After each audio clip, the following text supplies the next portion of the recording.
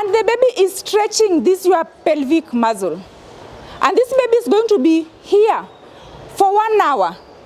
If you are not fit, ukitoka hapo utatembea? Do you think you can walk normally? Ndio mama anasemanga mguu imeshika siwezi tembea. Na hapo pia midwife anakuambia ukitembea haraka ndio utapona haraka. Then you will be like, this woman is not even understanding me. Please, we understand you very well. Jina naitwa Florence Musimi. Mimi ni msimamizi katika hospitali ya Aga Khan Medical Center hapa mjini Kisii. Leo tumekuwa na siku ya furaha ambayo tumejumuika pamoja na akina mama wajawazito, akina mama ambao wana watoto wadogo kwa siku ya wellness camp for mothers and babies and actually young families. So tumeshinda pamoja, tumejifunza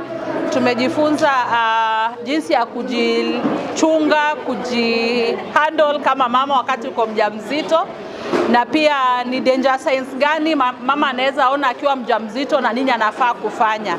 Muhimu pia tumejifunza kuhusu chanjo na kuhusu lishe bora kwa watoto.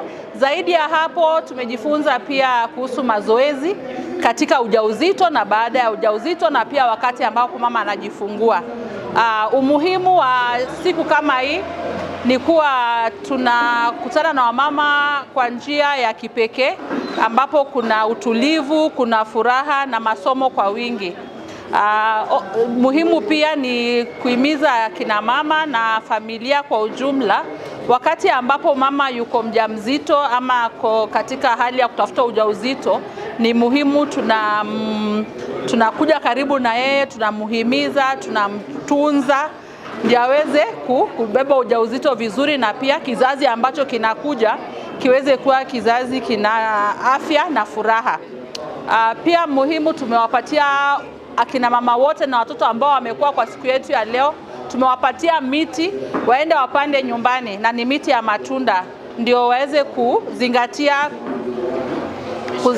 lishe bora na kuchunga mazingira. So, ukipata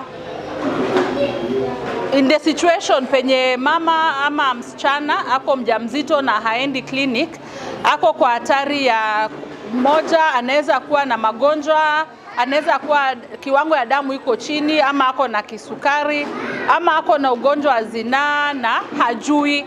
So hiyo kuja hospitali mapema ni kupimwa na pia kupewa tiba na mawaida pia kuweza kuzuia magonjwa na pia kujilinda. Ambapo mama anakosa kwenda kliniki, anaweza pata mtoto ambaye kilo iko chini, anaweza pata mtoto ambaye saa zingine mtoto hajui siku zake za kujifungua, ama mtoto hakui vizuri na mama hana habari kuwa mtoto aendelee vizuri. So hiyo inaweka mama kwenye hatari, ama mama anaweza vuja damu na asijue kuwa ukiwa mjamzito haufai kuvuja damu. Ukivuja damu hiyo ni sign ya hatari. So kuja kliniki mapema ni vizuri, na uzuri wa kuja kliniki uwe msichana ambao umepata ujauzito ukiwa bado mchanga, ama ukue mama wa makamu, unapewa matibabu kwa respect. Respect ni kusema nini? Kwa heshima. Unapewa respect kwa heshima. So hatubagui, wote mnakaribishwa. Kwa majina naitwa Yvonne. Leo nimefurahia kuwa katika hospitali ya Aga Khan. Nimeweza kufunzwa vitu mingi.